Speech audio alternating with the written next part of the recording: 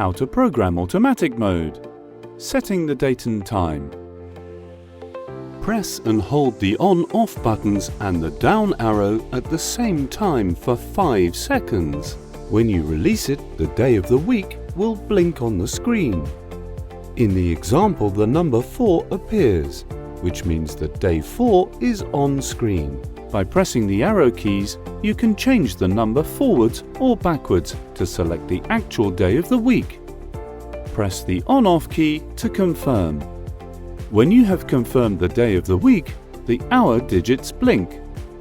You can change the digits up and down with the arrow keys and confirm by pressing the on-off key. When you have confirmed the hour digits, the minute digits blink. You can change the digits up and down with the arrow keys and confirm by pressing the on-off key. Once this is done, you can enter the weekly and daily programming part from here. If you want to avoid programming settings at this point, you can press the mode key twice. Before continuing with programming settings, we will explain the different working temperatures that can be assigned to each hour. For each hour, you can choose between 3 temperature options.